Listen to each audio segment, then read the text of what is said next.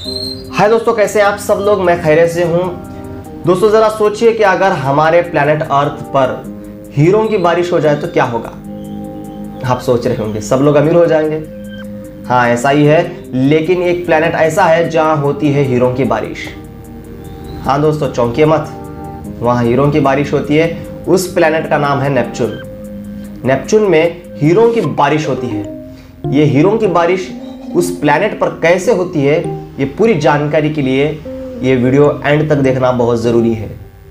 तो वीडियो शुरू करेंगे। वीडियो शुरू करने से पहले जो लोग अभी तक मेरा चैनल सब्सक्राइब नहीं कर सके, उनसे गुजारिश है कि वो जल्दी से मेरे चैनल को सब्सक्राइब करें और बेल आइकन को प्रेस करना ना भूलें, ताकि आने वाली अगली वीडियो की नोटिफिकेशन आप तक जल्दी पहुंचती रहे। चलिए वीडियो शुरू करते हैं।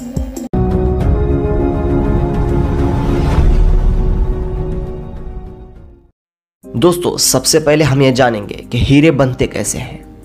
आइए मैं आपको बताता हूँ कि हीरे लाखों साल पहले ज़मीन के बैरूनी खौल से सैकड़ों किलोमीटर नीचे अंदरूनी परतों में बने थे। सख्त ज़मीनी दबाव और इंतहाई दर्जे हरारत कार्बन के एटमों को ठोस क्रिस्टल की शक्ल फराहम करते हैं और इस तरह खाम हीरे तैयार होते हैं।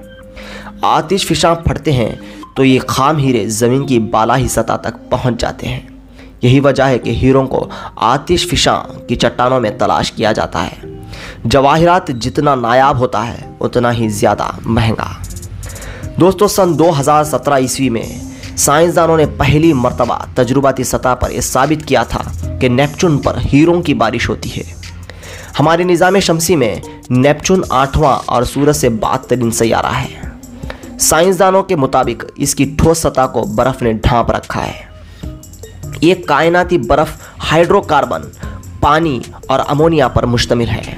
फल्की तबैयात दानों को तवील अरसे से शुबा था कि वहाँ हाइड्रोकार्बन अलग हो जाते हैं, क्योंकि सैयारे की बालाही सतह के नीचे इंतहाई दबाव है। इस अमल में हीरे बनते हैं जो फिर सैयारे के अंदरूनी हिस्से में मज़ीद डूब जाते हैं। साइंसदानों ने बिल्कुल ऐसी ही सूरत हाल पैदा करते हुए एक तजुर्बा किया था, जिसमें हाइड्रोकार्बन की तकसीम और फिर कार्बन हीरे में तब्दील होने का मुशाहिदा किया गया था। इसी तरह नेपच्यून पर हीरों की बारिश होती है।